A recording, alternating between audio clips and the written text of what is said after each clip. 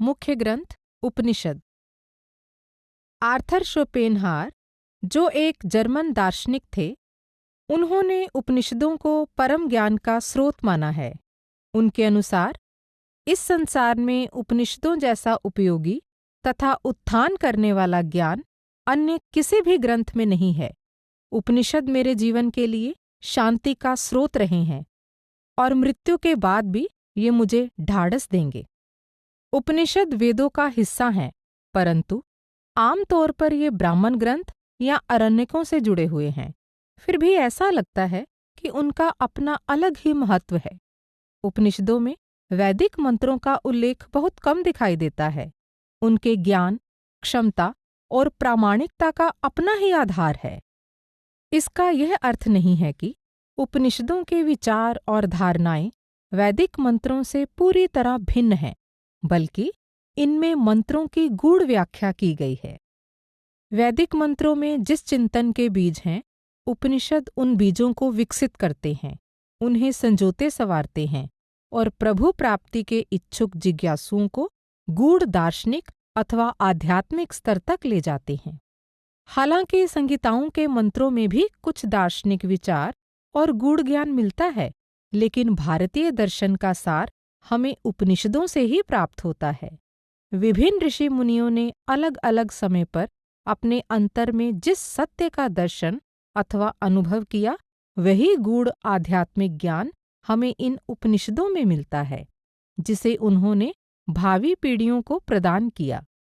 श्री रामकृष्ण, जो कि एक बंगाली धर्म उपदेशक थे, जिन्होंने अपने अनुभव के आधार पर यह घोषणा की कि किसी भी धर्म के अनुयायी यदि ईश्वर के प्रति पूर्ण समर्पित हो जाते हैं, तो वे उस परम सत्य का साक्षात्कार कर सकते हैं। उनकी शिक्षाओं ने भारत और विश्व के कई जिज्ञासुओं को आकृष्ट किया। वह उदाहरण देते हुए कहते हैं कि ये ऋषि मुनि उन लोगों की तरह हैं जो पवित्र नगर बनारस का सही वर्णन करते हैं, क्योंकि वे स्वयं उस नगर में रह चुके हैं, न कि उन लोगों की तरह जो केवल नक्शा देखकर ही इस नगर पर एक लंबा भाषण दे देते हैं। इसीलिए जो कुछ भी ऋषि मुनियों ने कहा है, वह कोरा सिद्धांत या उनकी कल्पना मात्र नहीं है, बल्कि अपने अंतर में देखे गए वे सत्य हैं जिनमें संदेह के लिए कोई स्थान नहीं है। उपनिषद शब्द की मूल उत्पत्ति स्पष्ट नहीं है। कुछ विद्वान कहते हैं कि उपनिषद का अर्थ है निकट, नीचे बैठना, जो मूल धातु सद यानी बैठना से बना है, जिसमें उप यानी समीप और नी यानी नीचे उपसर्गों का प्रयोग है। आर्थर शोपेनहावर एक जर्मन दार्शनिक थे, जिन्होंने उपनिषदों को परम ज्ञान का स्रोत माना है। मैक्स मुलर एक प्रसिद्ध भाषाशास्त्री और संस्कृत के विद्वान शोपेनहावर के कथन के बारे में लिखते हैं, शोपेनहावर ऐसे विद्वान नहीं थे जो बिना सोचे समझे ही कुछ लिख देते थे या फिर अपने ही आनंद में डूबे रहते थे। और मुझे भी यह कहने में कोई डर या संकोच नहीं है कि मेरे लिए भी वेदांत उतना ही प्रेरणादायक रहा है। मैं भी वेदांत का आभारी हूँ, क्योंकि यह मेरे जीवन में भी कदम कदम पर सहायक सिद्ध हुआ है। उपनिषदों की जानकारी प्राप्त होने में शोपेनहावर के जीवन में एक के बाद एक घटनाएं हुईं। 1656 से 57 ईस्वी में दिल्ली के मुगल बादशाह शाहजहां के सबसे बड़े पुत्र दारा शिकोह ने 50 उपनिषदों का अनुवाद फारसी भाषा में करवाया। 19वीं सदी के आरंभ में फ्रांस के आंके तेल द्यू पैरों ने ओपन खात शीर्षक के अंतर्गत इनका फारसी से लैटिन भाषा में अनुवाद किया। शोपेनहावर ने लैटिन के इसी संस्करण का अध्ययन किया। मैक्स मुलर कहते हैं, त्रिकांड शेष अर्थात मध्यकालीन संस्कृत शब्दकोश में उपनिषद का अर्थ समीपा सदन अर्थात किसी व्यक्ति के समीप बैठना है। इसलिए इसका अर्थ है शिष्यों का एक ऐसा समूह जो अपने गुरु के समीप बैठकर अंतरंग वार्ता में आध्यात्म के विषय पर उनके निर्देश सुनते हैं। कहीं नी का अर्थ सीखना भी किया गया है। इस प्रकार उपनिषद का अर्थ हुआ समीप बैठकर सीखना। मैक्स मुलर कहते हैं, यह संस्कृत भाषा का इतिहास और श्रेष्ठता ही है जिसके कारण इस बात में कोई संदेह नहीं रह जाता कि उपनिषद का वास्तविक अर्थ सत्र था, ऐसा सत्र जिसमें शिष्य आदरपूर्वक अपने आचार्य के इर्द गिर्द बैठ जाते थे। वेदांत क्या है? अंत शब्द का अर्थ है सार यानी मूल तत्व, इसलिए वेदांत का अर्थ है वेदों का अंत अथवा वेदों का सार। वेदांत शब्द के 3 अर्थ हैं। पहला, उपनिषदों को वेदांत भी कहा जाता है। ऐसा इसलिए है क्योंकि ये वेदों का उपसंहार है, या फिर यह कहा जा सकता है कि इनमें वेदों का सार है। वास्तव में उपनिषदों में वेदों के दर्शन और अध्यात्म को प्रस्तुत किया गया है। दूसरा, भारतीय दर्शन शास्त्र उत्तर मीमांसा जो छठा दर्शन है, इसमें उपनिषदों की दार्शनिकता को ही मुख्य विषय के रूप में लिया गया है, इसलिए इसे वेदांत भी कहते हैं। तीसरा, व्यापक रूप से देखा जाए तो उपनिषदों, ब्रह्मसूत्र और भगवद गीता का मिला जुला उपदेश ही वेदांत है। स्वामी हर्षानंद समझाते हैं, ऋषि बादरायण के ब्रह्मसूत्र में उपनिषदों के उपदेश को व्यवस्थित रूप दिया गया है। भगवद गीता को उपनिषद रूपी गाय का दूध माना गया है और इन दोनों पर आधारित अन्य रचनाओं को भी वेदांत के अंतर्गत माना गया है। चूंकि उपनिषदों में बहुत से विरोधाभास प्रतीत हो रहे थे, इसलिए एक पुरातन ऋषि बादरायण ने ब्रह्मसूत्र की रचना की, जिसे वेदांत सूत्र भी कहा जाता है। यह एक ऐसी सूत्रमयी अर्थात बीज रूप रचना है जिसमें उपनिषदों का उपदेश सार रूप में है और इसमें विरोधाभास को दूर करने का प्रयास किया गया है। ब्रह्मसूत्रों को वेदांत सूत्र, शारीरिक सूत्र, उत्तर मीमांसा सूत्र और भिक्षु सूत्र के नामों से भी जाना जाता है। सूत्र का शाब्दिक अर्थ है धागा अथवा रस्सी। सूत्र एक सूक्ति है, एक लघु रचना अथवा कुछ लघु रचनाएं जो क्रमबद्ध रूप से मानो एक धागे में पिरोई गई हैं। इन सूत्रों में आमतौर पर एक गूढ़ विचार निहित होता है और ये स्मरण शक्ति बनाए रखने में सहायक होते हैं।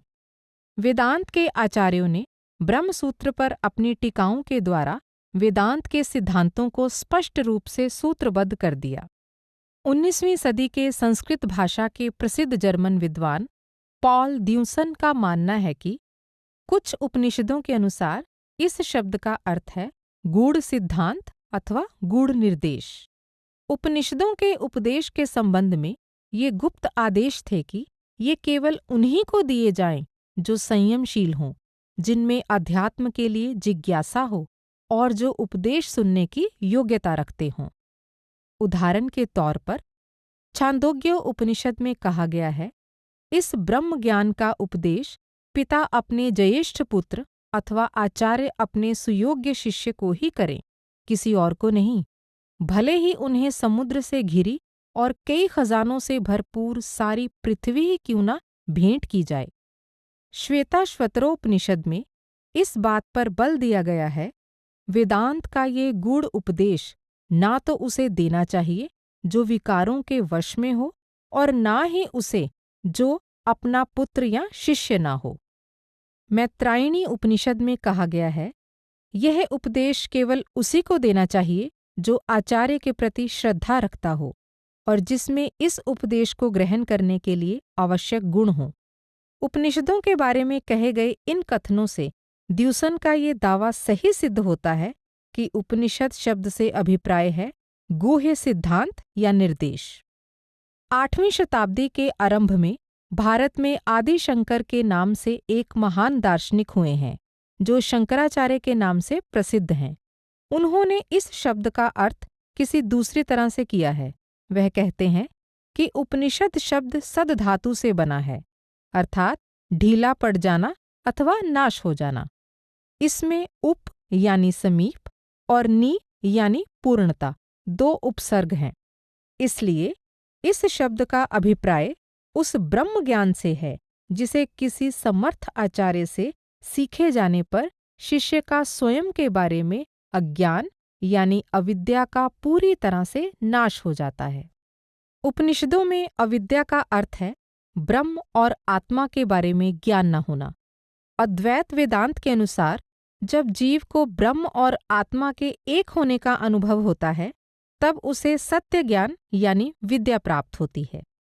सांसारिक संबंधों और पदार्थों से उसका मोह छूट जाता है। इस प्रकार वह पूर्ण मोक्ष और आनंद प्राप्त कर लेता है। जो ग्रंथ उस ब्रह्म ज्ञान को प्रदान करने में मार्गदर्शन करते हैं, उन्हें उपनिषद कहा जाता है।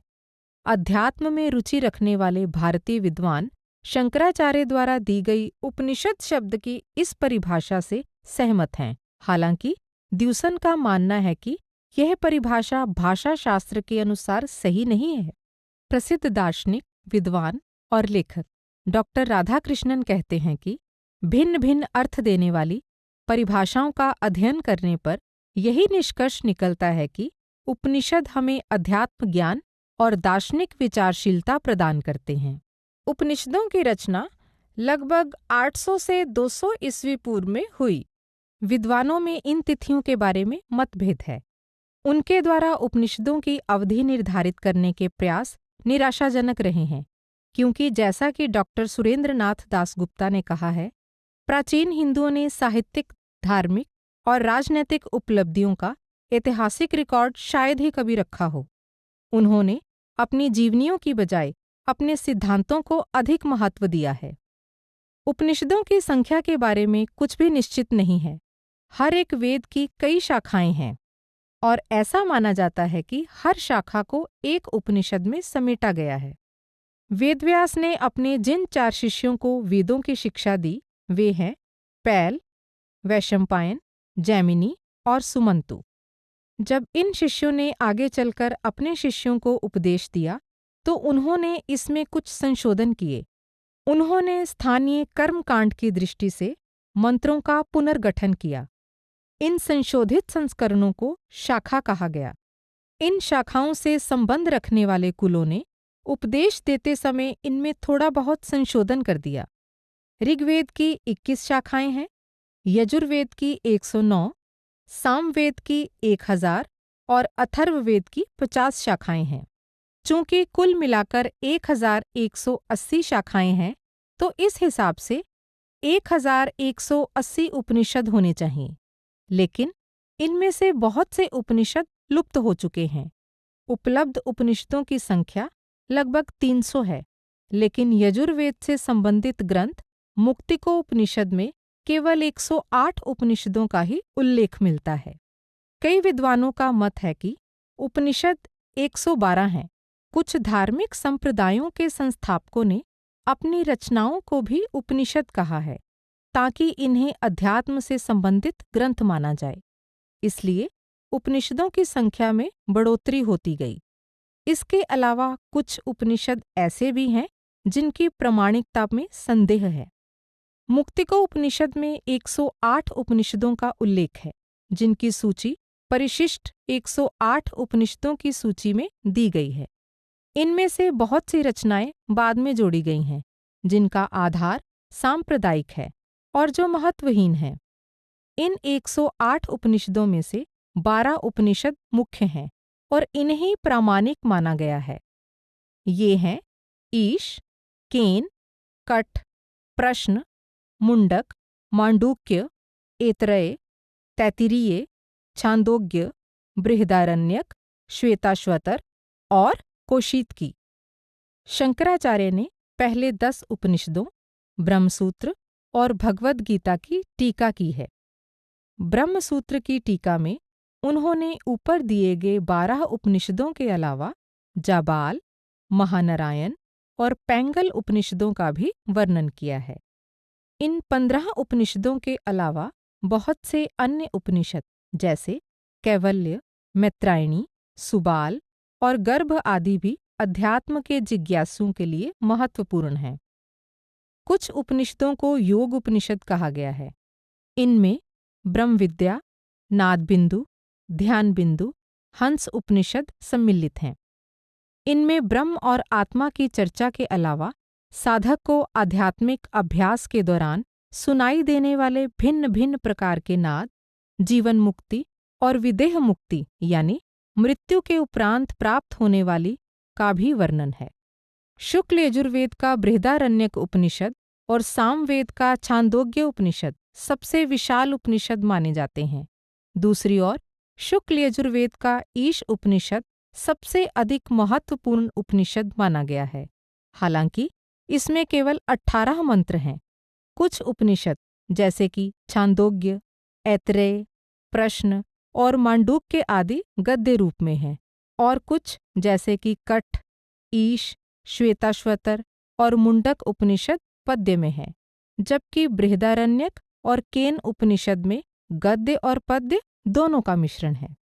उपनिषदों का सर्वोत्तम अनुवाद करने वाले प्रतिभाशाली विद्वान युआन मस्कारो का कहना है, उपनिषदों के सार की तुलना न्यू टेस्टामेंट के इन शब्दों से की जा सकती है, मैं और मेरा पिता एक हैं और परमात्मा का साम्राज्य आपके अंदर ही है। ब्रह्म के स्वरूप की खोज करना ही उपनिषदों का महान कार्य है। उपनिषदों के अनुसार ब्रह्म ही परम सत्य है, जो सर्वव्यापक चेतना है। सारे ब्रह्मांड की शक्ति वह परम चेतना है, जो सभी जीवों की उत्पत्ति करने वाली और पालन करने वाली है, और जिसमें अंत में सभी समा जाते हैं। उपनिषद ब्रह्म और आत्मा के बारे में ज्ञान देते हैं, और इसलिए इन्हें ब्रह्म विद्या और आत्मविद्या भी कहा जाता है। उपनिषदों के उपदेश का सार इस प्रकार है, परम सत्य अथवा परमात्मा इस भौतिक जगत में भी है और वही इससे परे भी मौजूद है। इसीलिए कहा गया है, तुम वह हो तत्त्वम् असि। यदि कोई इस जीवन का अंत होने से पहले उस परम तत्व का साक्षात्कार कर लेता है तो उसे मुक्ति प्राप्त हो जाती है। यदि ऐसा नहीं हो पाता तो उसे इस भौतिक जगत में फिर से देह धारण करके आना पड़ता है। उपनिषदों की विषय वस्तु का संबंध ज्ञान, भक्ति, कर्म, आवागमन, पुरुषार्थ और मुक्ति से है। इसके अलावा इनमें अन्य संबंधित विषयों जैसे सृष्टि की रचना, इसके प्रतिपालन और अंत में इसके विनाश की भी चर्चा है। जहाँ वैदिक मंत्रों और ब्राह्मण ग्रंथों में स्वर्ग प्राप्ति के लिए धार्मिक क्रियाओं और अनुष्ठानों की मुख्य रूप से चर्चा की गई है, वहाँ उपनिषदों में यह कहा गया है कि ये धार्मिक क्रियाएं और अनुष्ठान अनावश्यक हैं। इनके बजाय उपनिषद अंतर्मुखी अभ्यास के द्वारा आवागमन के चक्र से मुक्ति प्राप्त करने पर ही बल देते हैं।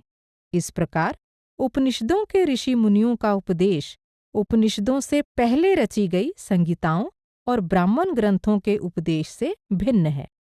इस बात पर विशेष रूप से ध्यान देने की आवश्यकता है, जैसा कि प्रोफेसर R.D. रांडे ने कहा है, उपनिषदों के ऋषि मुनियों से यह अपेक्षा नहीं की जा सकती थी कि वे आत्म साक्षात्कार जैसे गूढ़ विषय की व्याख्या खुले ढंग से करते।